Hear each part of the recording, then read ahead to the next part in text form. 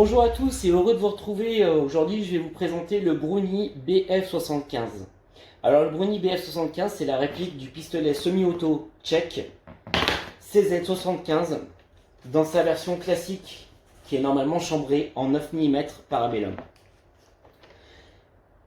Voici la réplique BF75 de chez Brownie. Une belle pièce. Alors, comme j'ai l'habitude de le faire, je vais d'abord m'attarder quelques minutes sur le modèle original avant de revenir sur la réplique et de vous faire part des différences entre les deux. Donc pour le modèle original, le pistolet automatique original CZ75 qui est sorti en 75, d'où son nom, c'est une arme ultra populaire. Je pense que tout le monde a déjà entendu parler elle est tout particulièrement appréciée, notamment dans sa version SP01 Shadow ou SP02 plus récemment. Elle est très appréciée, comme je disais, des tireurs sportifs pour ses qualités, notamment de précision, confort, fiabilité. Et puis pour ce qui est de la version classique du CZ75, également pour son super rapport qualité-prix. Voilà. Au-delà de sa popularité auprès des tireurs sportifs classiques, il y a aussi ceux qui font de la discipline TSV, tir sportif de vitesse, qui est la déclinaison française de l'IPSC pour ceux qui connaissent. Et puis c'est également une arme de combat qui a beaucoup été utilisée, et l'est d'ailleurs toujours encore, par les corps armés. Le CZ75, à part pour sa version spécifique, à savoir la version TS, qui était exclusivement en simple action, ce sont des pistolets semi-auto qui sont tous en simple et double action. Donc je rappelle, la simple action, bon déjà on va aller vérifier que l'arme est en sécurité. Voilà, rien dans la chambre. Super. Donc le simple action, c'est justement quand vous avez le chien alarmé comme ça à l'arrière. Et le double action, c'est lorsque vous avez un pot de départ un peu plus conséquent et qui vous permet, au moment de l'action sur le pot de détente, d'aller tirer. Voilà. Donc je disais qu'il est en simple et double action, même dans l'original. Donc sa réplique de la marque italienne Brownie, qui est ici, se nomme donc le BF75. Et comme la version originale initiale, elle a une capacité de chargeur en double colonne de 15 coups. Bien que les versions suivantes en fait, sur le modèle original sont passées ensuite à une capacité de 16 coups et 18 coups pour les versions les plus récentes. Bien entendu, ce pistolet d'alarme, lui, il est chambré en 9 mm PAK, que vous connaissez déjà. Donc là, ce sera des douilles en fait déjà percutées, comme vous pouvez le voir. Donc je vais faire quelques manipulations avec. Et c'est ce que je vous conseille d'ailleurs quand vous voulez faire du drill ou ce genre de choses. Faites-le tout simplement avec des balles que vous avez déjà percutées pour plus de sécurité. Donc lui il est en PAK comme je disais, et puis il est de type front firing, donc la propulsion des gaz à l'avant. Et il possède un canon fileté en M10x1.5, ce qui va nous permettre d'y installer un adaptateur lanceur self-gum à l'avant. Et ainsi, comme les autres PAK que je vous ai déjà présentés, et bien sur la chaîne, transformer son pistolet d'alarme en lanceur de munitions self-gun 18 ou 20 mm. Bon là c'est pour du 20 mm, mais il existe également des lanceurs adaptateurs en 10.5 qui peuvent tirer dans ce cas-là des self-gun en 18 mm qui sont de couleur orange marron un peu plus petite. Donc côté défense, comme tous les PAK en front firing, il peut bien entendu également être alimenté en cartouche poivre ou CS, et il permettra ainsi d'aller expulser des agents neutralisants voilà, en cas de défense. Alors comme c'est également souvent le cas avec les pistolets semi-auto PAK, il est fourni avec sa mallette, que voici. Il n'y avait pas l'adaptateur self-gum avec, ça c'est en plus. Il est fourni avec sa mallette, son écouvillon de nettoyage et son lance-fusée. Je rappelle qu'il permet de lancer voilà, des projectiles de type fusée, mais sachez surtout, comme je le dis souvent, que ça vous permet de savoir si vous avez des mauvaises photos ou des photos non contractuelles sur le site sur lequel vous commandez, de vous assurer que le canon est bien fileté et que c'est bien du front firing. Donc, par contre, là où j'étais un peu déçu, c'est que dans la mallette n'était pas fournie la notice. Et Ça, c'est la première fois que ça m'arrive. D'habitude, voilà, j'ai toujours une notice. Alors, je me suis tourné du coup sur le site officiel de Brownie pour tenter de la récupérer, de la télécharger. Mais là encore, des illusions, en m'apercevant qu'en fait, le modèle Brownie BF75 n'apparaît même pas parmi les produits au catalogue du site officiel. Je ne sais pas pourquoi. En tout cas, bon, pour vous dire très clairement, j'attendais surtout de la notice. J'espérais surtout que ce soit noté dessus comment désassembler l'arme, quelle était la bonne méthode pour l'entretien. Et finalement, il a fallu que je trouve par moi-même la manière de le désassembler. Et puis la moindre des choses que je puis dire, c'est que c'était pas forcément évident, car la logique de démontage en fait de ce Brownie BF75 diffère encore une fois des autres PAK que j'ai en ma possession. Et quand on ne sait pas par quel bout commencer, c'est pas forcément instinctif. Je ferai de toute manière une vidéo, même si c'est pas celles qui sont les plus populaires, de démontage et réassemblage de l'arme pour ceux que ça intéressera ou qui la posséderaient et qui ne l'ont toujours pas entretenue. Donc cette réplique, elle est conçue en full Zamac, culasse et carcasse avec des plaquettes en crosse plastique. Donc si je prends un aimant, vous retrouvez un petit peu de l'acier au niveau de la chambre ici, voilà. Un petit peu au niveau de la tige guide à l'avant et tout le reste, vous aurez de l'alliage ou du plastique sur le reste. Côté esthétique, comme je l'ai dit en début de vidéo, c'est quand même une belle pièce, hein, elle est très chouette et on voit très clairement qu'elle s'inspire fortement des lignes originales des CZ75 puisqu'on retrouve sa ligne principale et notamment sa queue de castor à l'arrière qui est assez allongée. Ici aussi, voilà, c'est très typique du CZ75. En fait, elle est très inspirée de l'original du CZ75 original, mais, et c'est là qu'on va le voir, elle n'est quand même pas d'une fidélité parfaite avec le modèle original. Même si la finition en fait, dans son ensemble elle est bonne et que son fonctionnement que nous verrons juste ensuite après est quasi parfait, même parfait, il est très bon. On est peut-être en tout cas sur le côté esthétique, sur la réplique la moins fidèle de tous les PAK que j'ai eu à vous présenter vis-à-vis de sa version originale. Si on s'attarde quelques minutes sur les détails, on voit très clairement que Brownie, sur cette réplique, n'a pas su trancher en fait s'il s'appuyait sur la version CZ75 classique originale ou ses versions plus modernes comme les Shadow SP01 et SP02. Et au final, quand on va faire le détail de toutes ces différences, je trouve que c'est dommage car on se retrouve malheureusement en fait avec une réplique qui est vraiment hybride entre les deux. Donc voici quelques différences qui me permettent d'illustrer un petit peu les remarques que je viens de faire. Tout d'abord, quand on commence par un petit détail, la queue de détente, qui est généralement en fait de couleur chromée sur l'original lorsqu'on a une arme qui est bronzée. Et ici, elle est de couleur noire comme l'arme, ce qui est plutôt généralement le cas sur les versions Shadow.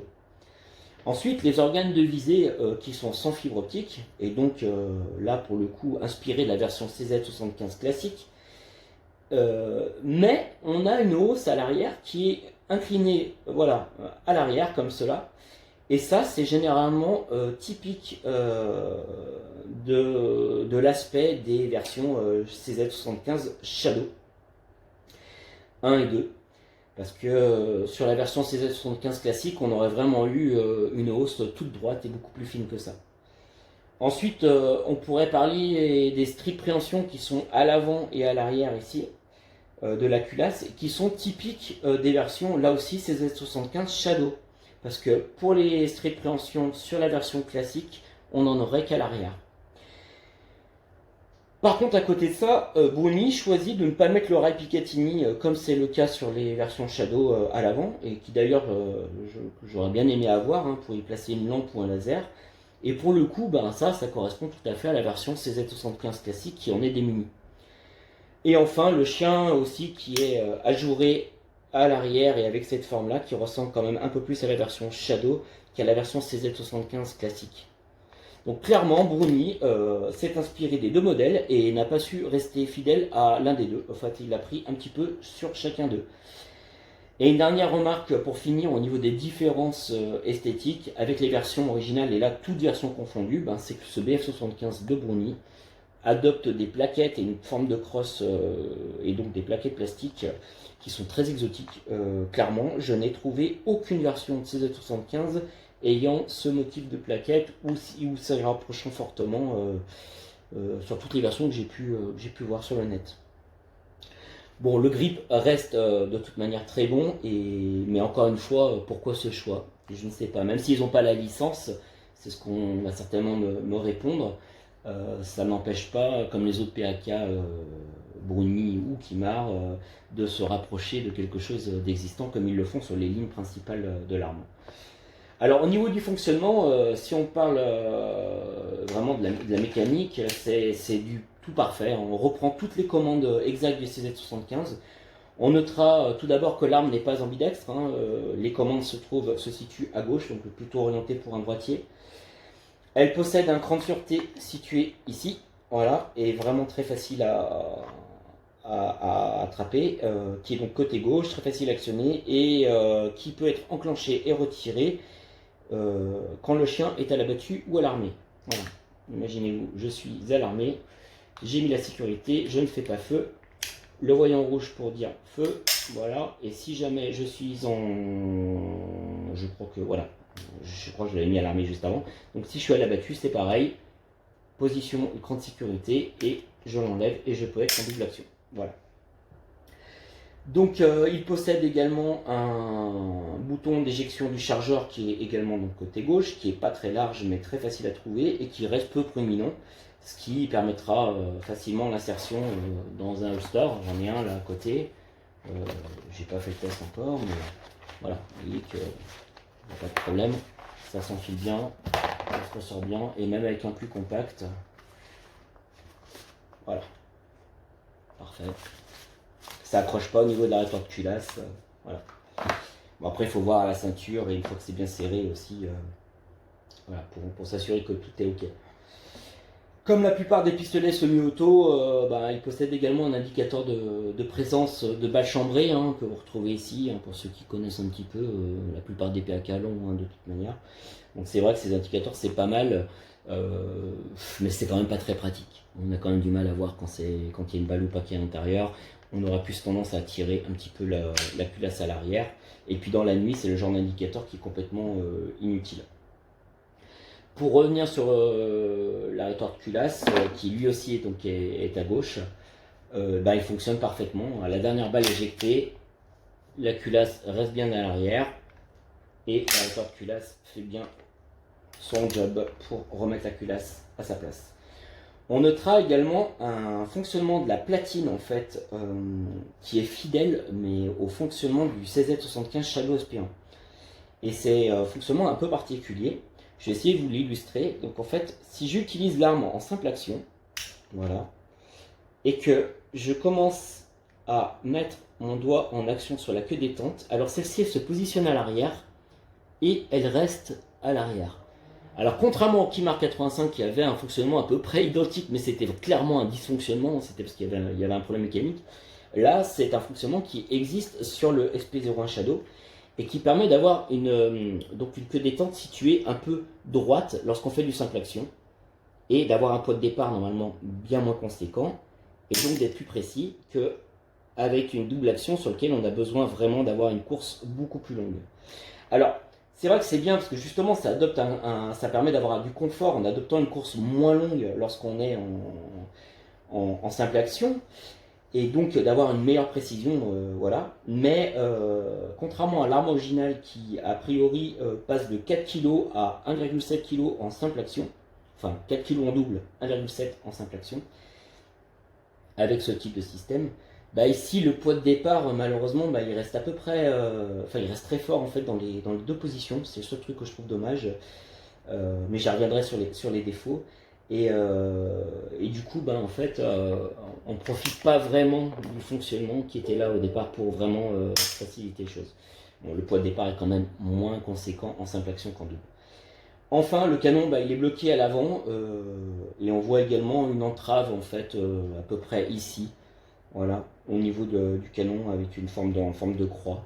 Et puis il est bloqué également à l'avant. Mais ça gêne pas l'expulsion des gaz. Voilà. Alors, comme les précédentes présentations d'armes que j'ai faites sur la chaîne, j'ai déjà bien pris le temps de l'utiliser afin de l'appréhender au mieux pour qu'on puisse faire un petit listing de ses différentes qualités et défauts. Et comme toujours, l'idée c'est d'avoir bien tiré un peu avec avant pour pouvoir faire quelque chose d'assez exhaustif. Et ça, je vous en parle juste après.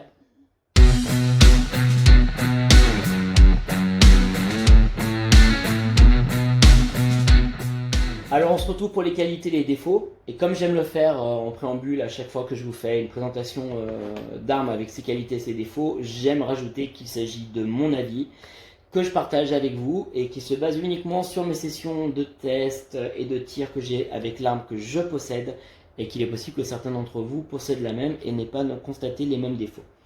Alors parlons d'abord de ses qualités parce qu'elles sont nombreuses. Tout d'abord l'esthétique en fait extérieure, comme je soulignais dès le début de la présentation, très très chouette, avec des spécificités propres au CZ, comme notamment sa culasse avec glissière interne par rapport à la carcasse. Ça c'est typique des CZ75, et son esthétique tactique arme de combat, même s'ils ont pioché un petit peu sur la CZ75 classique ou la Shadow, on est clairement en présence d'une arme qui a une esthétique de type arme de combat. Son ergonomie qui est parfaite également, on la chausse nickel. Pour les petites mains, les grandes mains, elle pourrait peut-être paraître lourde pour certaines personnes, mais clairement elle ne l'est pas si vous l'utilisez à deux mains. Pour l'information, elle pèse 1,1 kg. Et pour ma part, voilà, je trouve que le poids est idéal, en tout cas à deux mains. Et pour le coup, elle est aussi même assez fidèle à l'original, puisque la CZ75 Shadow SP01, je crois, pèse 100 grammes de plus.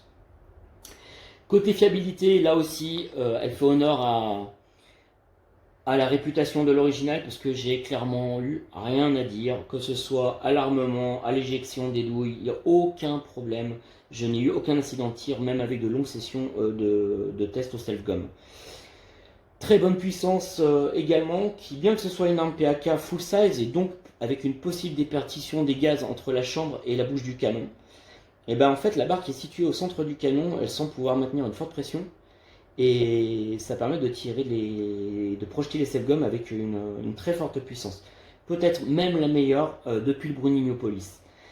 Et une petite astuce à ce sujet, notamment quand vous voulez vérifier, sans comparer les impacts et tout ça comme je le fais, mais que vous voulez quand même savoir si votre arme elle tape plus fort qu'une autre, vous pouvez tout simplement comparer vos douilles en fait, 9 mm PAK. Regardez une 9 mm PAK tirée avec le Kimar 85 que je vous ai présenté très récemment sur la chaîne, et voici les mêmes douilles tirées avec du Bruni BF75. Et elles sont toutes comme ça, hein. Vous voyez, je peux en prendre d'autres, ça c'est du BF75, c'est du BF75 également. Voilà la gueule des douilles, alors qu'à côté de ça, voilà le Kimar 85 quoi. Donc j'y reviendrai un petit peu sur sa puissance tout à l'heure. On reste sur les qualités. Côté précision, rien à dire également, très très correct, même si on n'est pas du tout sur du point visé, point touché, on s'en approche. De plus, l'arme, elle possède une très bonne flèche, puisque j'ai eu l'occasion de voir que la trajectoire était la même et la précision la même, que je sois de loin ou de près, en fait. J'ai eu l'occasion quand même de tirer à 10 mètres, voire même un peu plus, et la précision était là. Enfin, la capacité de 15 coups du chargeur est plus que suffisante pour de la défense, vous en conviendrez. En plus, il est assez facile à charger. On met les 15 balles assez facilement sans trop forcer. Et puis alors par contre sur l'éjection du chargeur ou l'insertion du chargeur, c'est du tout bon, c'est parfait, ça se goupille parfaitement. Alors passons aux défauts, parce qu'il y en a quand même, voilà, le poids de détente, déjà le poids de départ sur la queue de détente, comme je l'indiquais, qui est quand même important, certainement le plus important parmi tous les PAK que je vous ai présentés sur la chaîne. Et ça joue forcément un petit peu négativement sur la précision du tireur, parce que vous fournissez un effort un petit peu plus important, et donc vous limitez la stabilité de l'arme au moment du tir. Et ça, même avec ce système que je rappelle de simple action qui permet d'avoir une queue de détente en position droite et avec moins de poids, ça reste quand même assez fort malgré tout. Ensuite, comme je l'indiquais aussi plus tôt, pas de notice dans le packaging, c'est dommage. Notamment, surtout parce qu'il y a un désassemblage de l'arme qui est peu instinctif et que j'aurais bien aimé en fait compter dessus pour pouvoir voir comment on faisait, même si d'ailleurs c'est pas toujours noté sur les notices.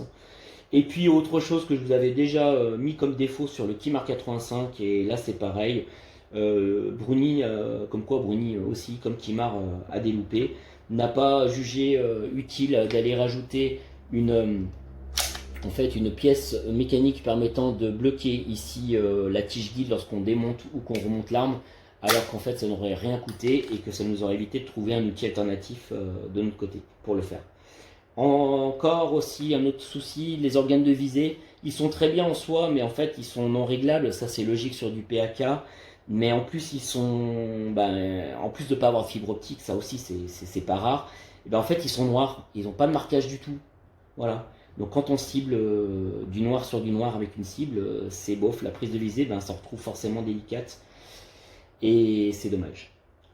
L'armement de la culasse également. Alors ça c'est lié à sa qualité, je vous disais tout à l'heure que comme le vrai CZ75, sa glissière est en interne par rapport à la carcasse, mais du coup ça complique un petit peu l'armement de la culasse manuelle. Et alors là, heureusement qu'il y a les strips préhension à l'avant, hein, voilà, qui d'ailleurs je vous conseille de plutôt le faire à l'avant qu'à l'arrière. Pour armer la culasse, parce qu'à l'arrière, si vous avez les mains un petit peu comme moi, là j'ai un petit peu d'huile sur les mains, j'ai un peu du mal à la tirer. Voilà, donc ça bah, c'est lié à la culasse qui est en fait sur l'interne, la partie interne en fait de la carcasse. Alors ça c'est une des spécificités CZ75 comme je l'indiquais, et ça permet notamment sur l'arme originale chambrée en 9 mm Parabellum d'avoir une culasse un petit peu plus petite avec et ça permet un recul mieux géré, mieux dans l'alignement, et bah, c'est que du tout bon en fait quand on est sur l'arme originale chambrée en 9 mm Parabellum. Par contre quand on est sur du 9 mm PAK, ben, cette spécificité avec les avantages qu'elle procure, ben, ça tombe à l'eau, puisque en PAK vous aurez quasiment aucun recul et vous allez tirer du self-gum. Donc voilà.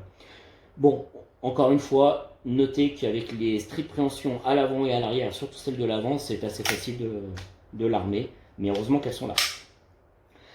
Enfin, et ce sera indéniablement le pire des défauts, il en fait bien hein, sur ce Brownie BF75, ça sera la finition de son bronzage qui est déplorable. Alors ça va pas beaucoup se voir là parce que bon, déjà voilà, bon, vous avez un POC qui est ici, hein, ça a dû être simplement vous voyez, une balle qui a touché. Vous le verrez certainement beaucoup plus lorsque je ferai la vidéo de démontage et des assemblages réassemblages de l'arme pour l'entretien. Mais on est sur un bronzage de très très piètre qualité.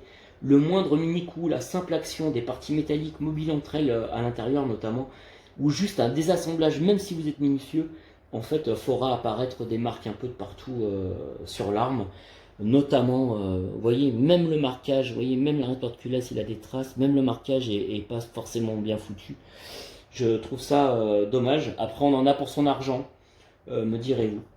En conclusion, eh bien, si je mets de côté les deux principaux défauts de l'arme qui sont pour moi le poids de détente et qui est conséquent et son bronzage de très mauvaise qualité, j'adore en tout cas l'esthétique de l'arme, sa fiabilité de tir, son confort à l'utilisation, sa précision qui est correcte de près comme de loin, sans être parfaite, mais sa puissance qui font de ce Brownie BF75 une arme idéale je trouve pour la défense, avec en plus un très bon rapport qualité-prix parce que elle est accessible à moins de 80 € sur notamment l'une des armureries en ligne les moins chères. Malheureusement, au moment où je vous parle, en fait, elle est en rupture de stock de partout et vu qu'elle fait même pas partie du catalogue du site officiel de Brownie, je suis même pas certain qu'elle soit prochainement réapprovisionnée en armurerie. Alors au pire, pour ceux qui voudraient se l'acquérir et qui ne l'ont pas déjà, il faudra s'orienter sur le marché de l'occasion. Pour ma part, je voulais de toute manière une réplique CZ75 dans ma collection, donc c'est désormais chose faite et j'en suis très satisfait. Et comme vous l'avez certainement noté, je vous ai dit précédemment que la puissance du Brownie BF75 était, en tout cas lors de mes tests, semblait être très élevée et j'ai hâte de vous retrouver prochainement en fait pour poursuivre ma série tirée puissance. Et afin de voir si cette réplique du CZ75 avec self-gum en 20 mm sera capable de concurrencer, voire même détrôner les autres PAK qu'on a déjà testés. Parce que je vous rappelle qu'à ce jour, c'est quand même le Browninopolis qui s'en sort le mieux, au niveau puissance en tout cas. Donc on aura l'occasion de comparer ça et de vérifier si celui-ci est capable de le détrôner notamment. En attendant, je vous dis à très bientôt, portez-vous bien et ciao ciao.